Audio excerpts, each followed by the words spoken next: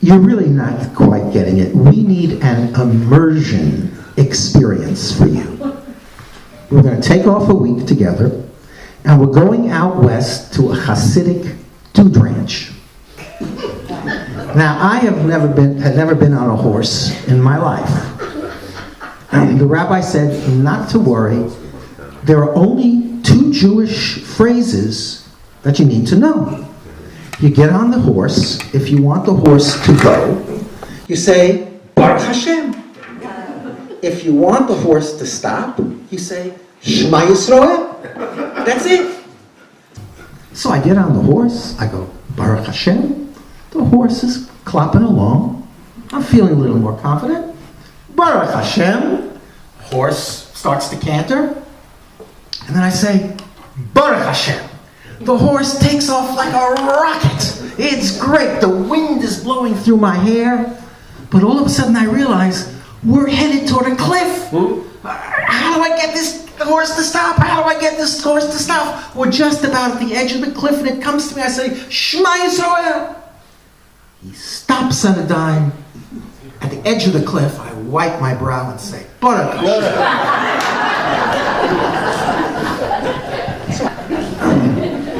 Now, I want you to know that a cliff in Kabbalah, in Jewish mysticism, has great symbolic meaning. And that was shown recently by Vladimir Putin, who was speaking before the General Assembly of the Communist Party.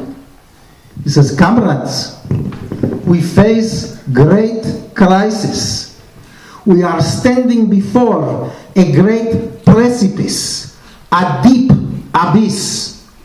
But do not worry. Under my leadership, we will take a great step forward.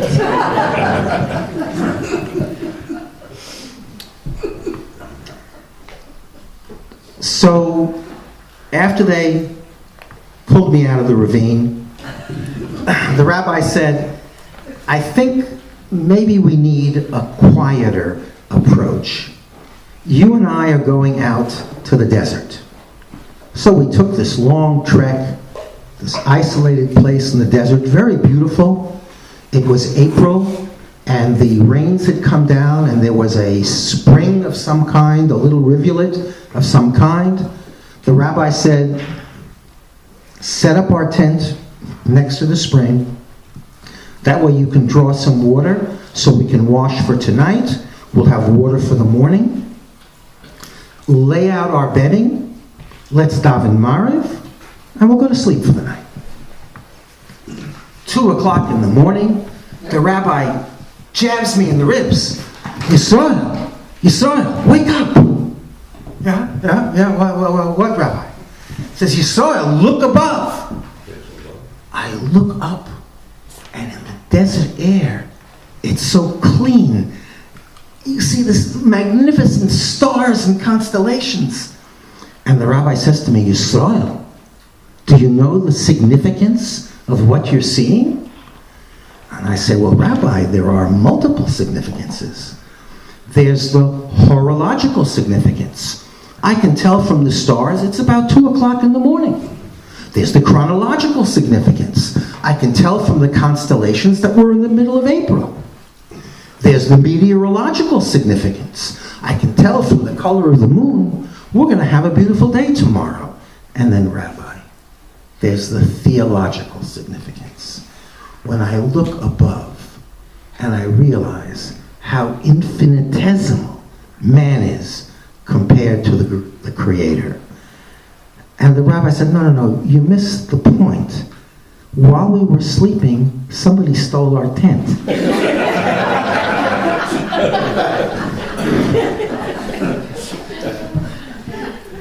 Now, before I came up here, I decided I wanted to visit the area, make sure I wouldn't get lost on the way up. And I called Rabbi Burston, and he said, Yisroel, I want to tell you a Hasidic story. And he tells me a story about a Jew in Europe who was thrown into a pit by the poets, by the local noblemen. You know, Europe where our family came from, was basically a feudal system. Very different than here. You know, in a democracy, your vote counts. In feudalism, your count votes. So he's been thrown in for not paying his rent, and he realizes there's a bear in the pit with him. And he figures, I'm done for. And he calls up to the heavens and he says, Shema Yisroel, Hashem Elokeinu, Hashem Echad. And the bear says, Baruch Shem Kavod Malchuso Leolam Voed. So I thought it's a lovely story, but it wasn't clear to me, why is Rabbi Burston telling me this? So next day I'm in the car, I'm on my way up here, and I stop by a scenic overlook, get out of my car to take a look, and suddenly I realize there's a bear behind me. And I start to panic. And I go, God, Zu Torah v'Zu Schara. This is the reward that I get for trying to bring Torah to your people. But then I saw Rabbi Burston's face. And I realized, not a problem. And I said, Shema Yisrael, Hashem Elokeinu, Hashem Echad. And the bear said, Baruch Atah Hashem Elokeinu Melech Haolam Sha'akol Niyeh. So I figured maybe I hadn't quite gotten the point of Rabbi Burston's story. Now, I don't know if you've been watching the newspapers. Unfortunately, a Chabad house in East Central Africa was attacked by cannibals. They saw the sign that said, Balei Tshuva, come here for a taste of religion. And I talked to Rabbi Burston, how could this be? How could something like that happen? He said, no, you can't believe the newspapers. The story is somewhat different. There was an Israeli Baal Tshuva who decided to volunteer and to go to Central East Africa to help out at the Chabad house. And he was out in the bush, and all of a sudden found himself surrounded by spear-wielding natives. And he called up to the heavens, and he said, Zu Torah v'Zu Schara? This is the reward that I get for trying to serve you, to serve Torah? Ani balapo, I come here, v'achshav ani dafuk. I come here, and now I got the shaft, I'm screwed. There's a heavenly voice that opens and says, Achshav atad dafuk? That's the way you talk to God? You think it's an accident that you are where you are? You see that man standing opposite you? He is the chief of the tribe. You think it's an accident that he's standing in front of you? You see the rock at your feet? You think it's an accident that there's a big rock at your feet? Bend down. Pick it up. Smack the chief up the side of the head. V'hu yitalef lefanecha. He will pass out. Bang! Chief is out cold. And the heavenly voice continues, Achshav atadafu. Now you're screwed. Well, enough talk about Rabbi Burston. I think I really should start the humorous part of the evening. Now, you know it's Tu B'Shvat, and we eat exotic fruits. So we have star fruits, for example, on the table. Now, I don't know if you know what the common denominator is between all exotic fruits. It's that they don't taste very good. And the problem also is, because they're strange fruits, some of them can be poisonous. In particular, those of you who have a background in botany will know, sometimes pits of fruits contain cyanide. And I don't know if you know the bracha that you say over a fruit that is potentially poisonous. It's called a bracha achrona. called The Last Blessing. And I wanted to let you know, by the way, for those of you who hike in the area, you do not need to worry about mushrooms, in that all mushrooms in this area are edible. Now, some of them are edible only once. Now, there is a traditional Talmudic riddle that is asked. You know how we have riddles, say, for Pesach, that is asked on Tu B'Shvat. Mr. Cooperman, I'm going to ask you to respond to this riddle. It's Tu B'Shvat. A rabbi is holding 2 apples and 3 oranges in his right hand, and 3 apples and 2 oranges in his left hand. Says the Gemara, what does he have? Big hands. Yes. Clearly someone who has a grandchild. Okay. Now, getting back to the newspapers, I think you've seen that some of the European countries, Sweden in particular, have criticized Israel for what they call extrajudicial execution of terrorists. And there was a story in the paper. A group of Israeli soldiers operating underground caught 3 of these ISIS fighters and decided to shoot them. And they took the first one, they put him up against the wall. The senior officer among them said, pick up your rifles, ready, aim, and the terrorist yells, incoming missile, incoming missile! Put down their rifles, they run down into the bunker. Unfortunately, the terrorist gets away. So they pull out the second terrorist, put him up against the wall, lift up their rifles. The officer says, ready, aim, and he yells, Khamsin! Desert storm! Desert storm! They drop their rifles, they run into the bunker, he gets away. Third guy got the method. They put him up, they lift up his rifle, they lift up their rifles, the officer says, ready, aim, he yells, fire! Fire! Now, it's difficult being an Israeli undercover soldier. They call them duvdevanim. These are Israelis who try to pass as Arabs and infiltrate in the Arab territories. And one of these duvdevanim was passing himself off as a Catholic Arab in Nazareth.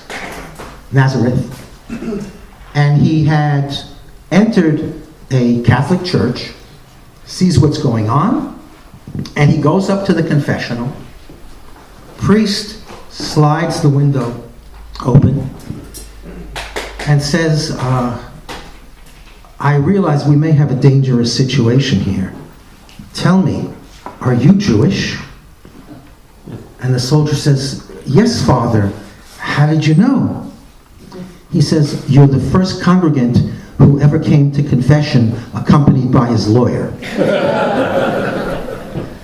Because you see, we Jews have a reputation for being argumentative and chutzpahdik. You see this in Israel in many aspects of Israeli life. The Hebrew University of Jerusalem, I taught there from 73 to 75, has an excellent international reputation. They decided they were going to man a crew team. I don't know how many of you know what crew is. Crew is a rowing sport. You have this long, thin boat called a shell. You have 8 rowers and a coxswain who stands in the front and gives the orders: row, reverse, left, stop, stroke. Harvard, Cambridge, Oxford, many older famous universities all have crew. They sent the Hebrew University of Jerusalem team to the Oxford competition. They did abominably. They came in last. It was a huge embarrassment for Prime Minister Netanyahu, and he sent the Mossad to infiltrate the training camps at these other universities and find out what are these goyim doing that we're not doing. The chief of the Mossad comes back and says, I have the answer. You see, by them, 8 men row and only 1 man yells. I found that even the medical practitioners in Israel were difficult. I had gone on a very, very long hike. I was exhausted beyond belief. I said, I want a doctor. They bring me this Israeli doctor. He looks at me. He says, you don't have a medical condition. You're just a fat American. I said, I want a second opinion. He said, you're ugly too. You see it in the way they drive. An American gets into the car, he checks to see he has a full tank.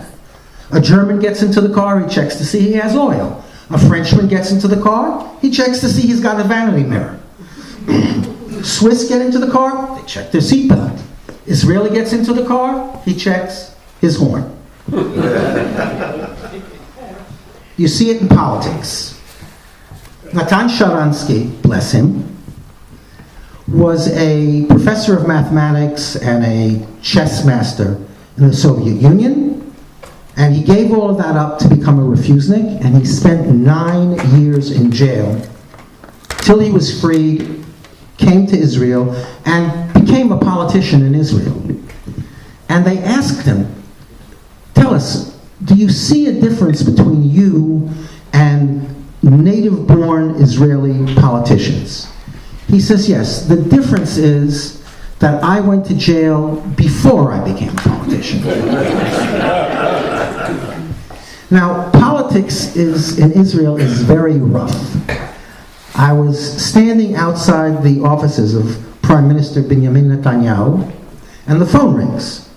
The secretary picks it up, and I hear someone saying, Efshar ledaber im Rosh HaMemshala Ehud Barak? Can I speak to Prime Minister Ehud Barak? The secretary says, I'm sorry, sir, but Ehud Barak is no longer Prime Minister. She hangs up. 2 minutes later, the phone rings. Can I speak to Prime Minister Ehud Barak? Sorry, sir, Ehud Barak is no longer Prime Minister. Hangs up. 2 minutes later. Can I speak to Prime Minister Ehud Barak? She says, sir, haven't you called me before? I think I already told you. Ehud Barak is no longer Prime Minister. Why do you keep calling me? He says, it makes me feel so good to hear that.